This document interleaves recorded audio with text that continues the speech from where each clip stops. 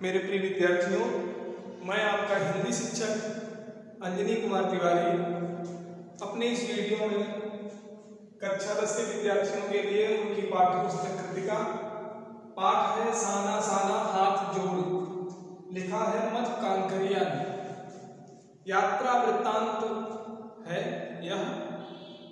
इसमें मध कांकरिया अपने साथियों के साथ सिक्किम के हिमालय क्षेत्र का भ्रमण करने के लिए गई है और उसका बड़ा ही सुंदर वर्णन इस पाठ में लेखिका मध कांकरिया ने किया है।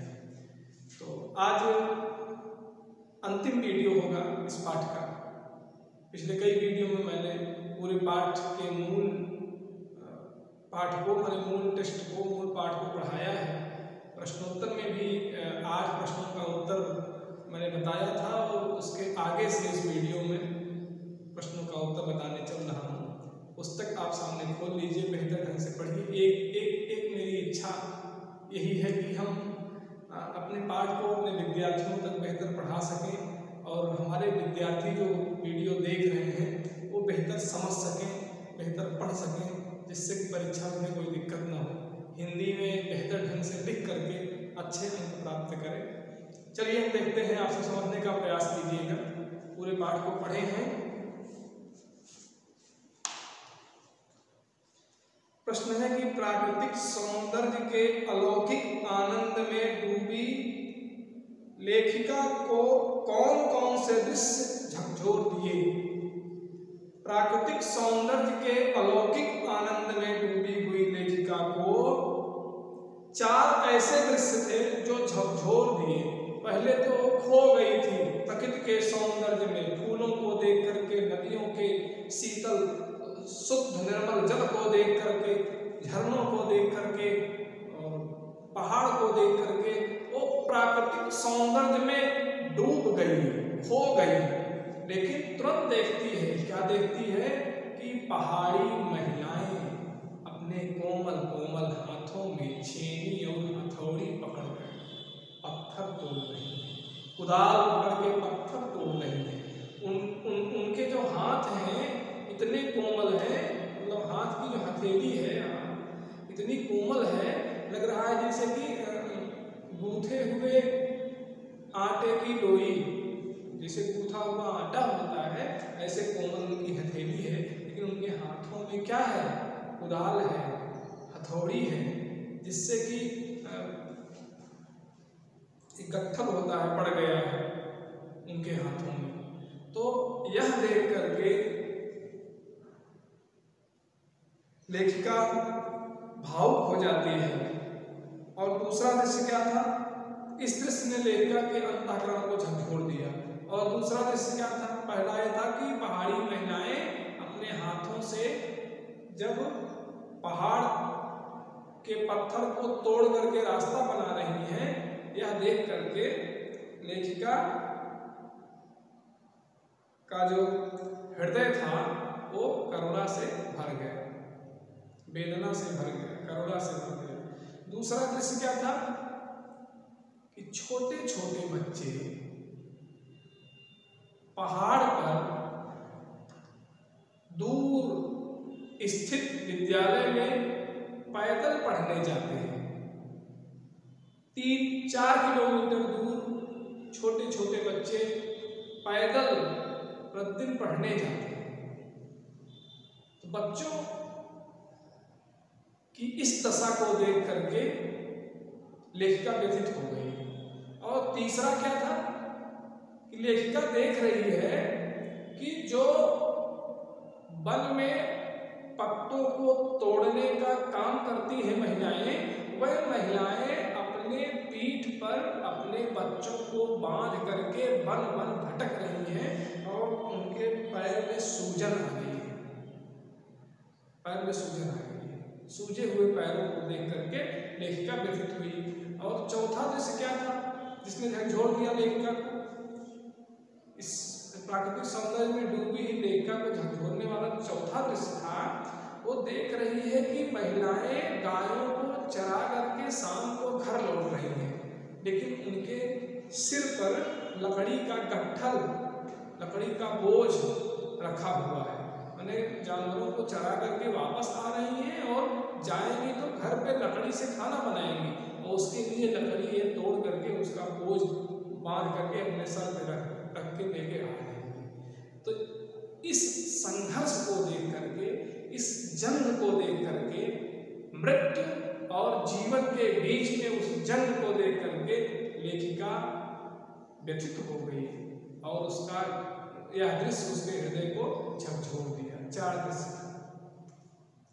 अगला देखें, अगला प्रश्न है कि सैलानियों को प्रकृति की अलौकिक छटा का अनुभव करवाने में किन किन लोगों का योगदान होता है, उल्लेख करें।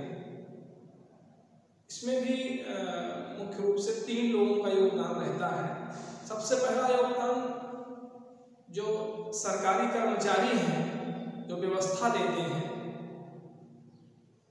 वहाँ सैलानियों को, तो उनका योगदान रहता है। सरकारी कर्मचारी जो वहाँ सैलानियों को आने जाने की व्यवस्था प्रदान करते हैं या और रास्ता निर्माण करने में जो भी वहाँ व्यवस्था बनाते हैं, उनका योगदान रहता है। और जो दूसरा योगदान है, वहाँ के जो क्षेत्रीय लोग होते हैं, मार्गदर्शक, इसको गाइड कहते हैं, क्षेत्रीय गाइड, क्षेत्रीय मार्गदर्शक, जिनको वहाँ की जानकारी रहती है, सैलानियों को उस स्थान को दिखाते हैं, घुमा करके दिखाते हैं, उनका योगदान रहता है। सैलानियों को प्रकृति की अलौकिकता का अनुभव कराने में किन किन लोगों का योगदान रहता है, वहाँ की व्यवस्था बनाने वाले और वहाँ के क्षेत्रीय मार्गदर्शक माने गाइड का योगदान रहता है। और तीसरा योगदान रहता है वहाँ के जो नागरिक हैं, जो पूछने पर बात करते हैं, बताते हैं, जो पूछने पर, सैलानियों के द्वारा पूछने पर सही जानकारी प्रदान करते हैं, अपनी बात को बताते हैं सैलानियों से, इससे सैलानियों को जानकारी प्राप्त होती है, उनका भी योगदान रहता है। वहाँ के नागरिकों का योगदान रहता है, क्षेत्रीय मार्गदर्शक का योगदान रहता है और जो सरकारी कर्मचारी हैं, जो व्यवस्था बनाते हैं, उनका भी योगदान रहता है। और ऐसे सैलानी जो एक दूसरे का मनोरंजन करते हैं, मस्त रहते हैं, प्रसन्न रहते हैं, उनका भी योगदान रहता है। वे अपने साथियों को निराश नहीं होने देते, हतोत्साहित नहीं होने देते, विषम परिस्थिति में भी उनकी हिम्मत और उनके साहस को बनाए रखते हैं, उनका भी योगदान रहता है। मुख्य रूप से 3 योगदान रहता है, जो व्यवस्था बनाते हैं और जो गाइड होते हैं, मार्गदर्शक होते हैं और वहाँ के नागरिक। अगला है कि कितना कम लेकर वे समाज को कितना अधिक वापस लौटा देती हैं, इस कथन के आधार पर स्पष्ट करें कि आम जनता की देश की आर्थिक प्रगति में क्या भूमिका है। काम बहुत अधिक करती है, पहाड़ पर रहने वाले लोग बहुत अधिक काम करते हैं, बड़े परिश्रमी होते हैं, इसके बदले में उनको लाभ बहुत कम मिलता है। तो लेखिका कहना चाहती है भले उनको लाभ कम मिलता है, लेकिन देश की व्यवस्था बनाने में, देश की अर्थव्यवस्था बनाने में या व्यवस्था बनाने में उनका बहुत बड़ा योगदान होता है। वह कम लेकर के देश को, समाज को अधिक देते हैं, बहुत अधिक देते हैं। जो परिश्रमी होते हैं वो भले अपना पारिश्रमिक कम लेते हो, लेकिन देश और समाज के निर्माण में उनका योगदान बहुत अधिक होता है। इसलिए हमें कैसा बनना चाहिए, परिश्रमी बनना चाहिए। हमें अधिक मिल रहा है, कम मिल रहा है, लाभ और हानि के विषय में नहीं सोचना चाहिए, हमें अपने कर्म और पुरुषार्थ के विषय में सोचना चाहिए कि हम देश और समाज के लिए कितना अच्छा काम कर रहे हैं। अगला है कि आज की पीढ़ी द्वारा प्रकृति के साथ किस तरह का खिलवाड़ किया जा रहा है, इसे रोकने में आपकी क्या भूमिका होनी चाहिए। प्रकृति के साथ कैसे खिलवाड़ किया जा रहा है, पहाड़ों पर पेड़ काटे जा रहे हैं, पहाड़ नंगे होते जा रहे हैं और इससे क्या हो रहा है, प्रकृति के साथ किस तरह खिलवाड़ किया जा रहा है, पेड़ काटे जा रहे हैं, पहाड़ नंगे हो रहे हैं और जो कारखानों का कचरा है वह नालों के द्वारा नदियों में बहाया जा रहा है, नालों से नदियों में वो सब कचरा जो अवशिष्ट पदार्थ है सब आ रहा है। इससे नदियों का पानी प्रदूषित होता जा रहा है। नदियों के जो जीव जंतु हैं उनका जीवन भी खतरे में पड़ता चला जा रहा है। नदी के पानी प्रदूषित हो रहा है। जल प्रदूषण हुआ, कार्बन डाइऑक्साइड जो गाड़ियों से धुआं निकल रहा है, इससे कार्बन डाइऑक्साइड फैल रहा है, वायु प्रदूषित हो रही है, जल प्रदूषित हो रहा है, और ये तमाम समस्याएं हैं। इसको रोकने के लिए हम क्या करें? आज की पीढ़ी द्वारा प्रकृति के साथ किस तरह खिलवाड़ किया जा रहा है, इसे रोकने में आपकी क्या भूमिका होनी चाहिए? तो इसको रोकने में हम क्या करें कि जो अवशिष्ट पदार्थ है उसको नदी में न फेंक करके कहीं जमीन में गड्ढा खोद करके वहीं उसको एकत्र करें, वहीं उसको अवशिष्ट को वहीं एकत्र करें और उसको मिट्टी से फिर ढक दें, मतलब वही रहे, वो नदी में ना जाए। और जो पॉलीथीन का प्रयोग कर रहे हैं अपनी सुख सुविधा के लिए, बहुत अधिक पॉलीथीन का प्रयोग कर रहे हैं, पॉलीथीन का प्रयोग कम करें, इससे जो है प्रदूषण रुकेगा। और क्या करते हैं कि जो गाड़ी अनावश्यक चलाते हैं, अनावश्यक गाड़ी न चलाएं। सब्जी लेने जाना हो या और कोई काम करने जाना हो, पैदल चले जाएं या साइकिल से चले जाएं। जहां आवश्यकता हो वही गाड़ी चलाएं। अगर 3-4 किलोमीटर जाना है तो हम साइकिल से जाएं, अगर समय हो तो, ना समय हो तब गाड़ी से जाएं। तो इस तरह से हम जो है कार्बन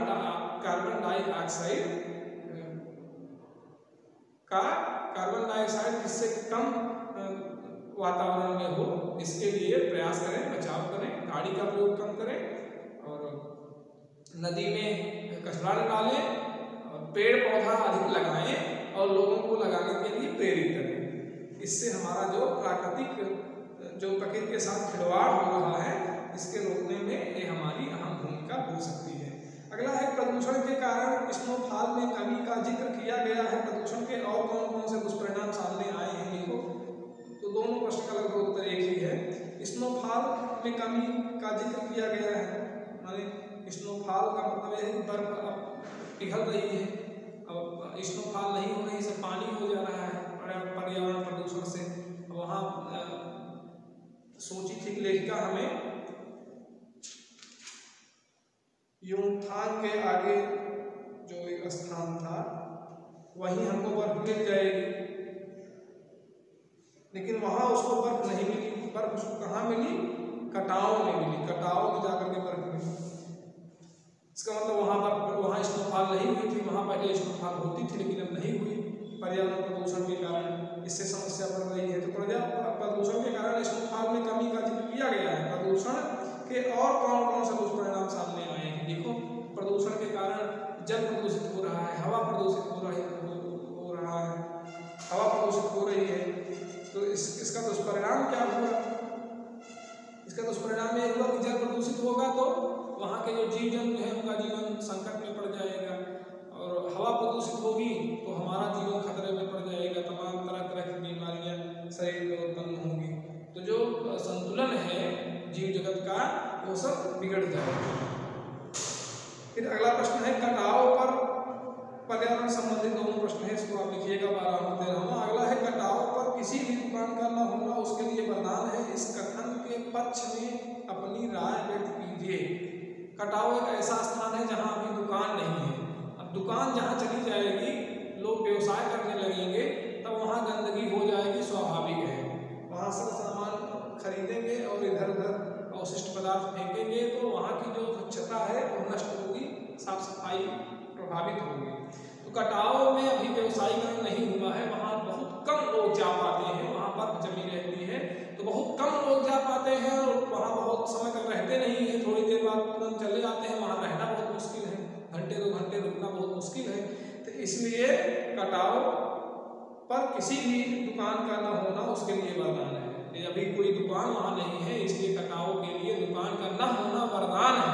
अगर दुकान हो जाए, व्यवसायीकरण हो जाए, तो वहाँ के वातावरण की जो स्वच्छता है वो नष्ट हो जाएगी। तो वहाँ दुकान न होना क्या है? वहाँ का वरदान है। अगला है कि प्रकृति जल संचय की व्यवस्था किस प्रकार की है? ठंडी में बर्फ का पहाड़ पूरा जम जाता है और गर्मी में वह पिघल करके पानी बन के नदियों में आता है। तो नदी जो है जल का संचय बहुत बढ़िया करती है। ठंडी में जल का संचय बर्फ के रूप में करती है, गर्मी में पानी देश की सीमा पर बैठे फौजी किस तरह की कठिनाइयों से जूझते हैं, उनके प्रति हमारा क्या उत्तरदायित्व होना चाहिए। देश के फौजी जो हमारे देश के जवान हैं वो सच्चे देशभक्त हैं, देश के प्रति समर्पित हैं, बहुत ही कर्तव्यनिष्ठ हैं, अपने कर्तव्य का पालन बहुत समर्पित होकर के करते हैं। तनिक भी अगर असावधानी हुई बहुत सावधान रहते हैं, बहुत सजग रहते हैं। -डिग्री से भी नीचे टेम्परेचर रहता है वहाँ कटाव में, जहाँ सैलानी गए हैं वहाँ रुकना बहुत मुश्किल है, और वहीं रह करके देश के सैनिक पहरा देते हैं, माने देश की सुरक्षा में वहीं रहते हैं।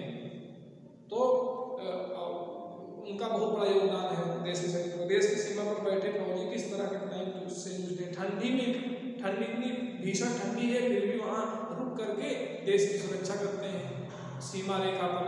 और भीषण गर्मी जहाँ पड़ती है, ऐसे स्थान रेगिस्तान में जहाँ बहुत गर्मी पड़ती है वहाँ सब हाँफते रहते हैं, लेकिन वहाँ भी रह करके देश के सैनिक देश की रक्षा करते हैं, बड़े कर्तव्यनिष्ठ होते हैं, बहुत समर्पित। सच्ची देशभक्ति उनके हृदय में विद्यमान रहती है। अच्छा, उनके प्रति उत्तरदायित्व क्या है। कठिनाई सामना क्या करते हैं, माने भीषण ठंड और भीषण गर्मी सहते हैं। आग के सामने तो वही है, गोला बारूद, वहाँ दुश्मन हमेशा ताक लगाए रहते हैं, तो इतना खतरनाक स्थान है और वहाँ इतनी कठिनाई का सामना तो करते ही हैं।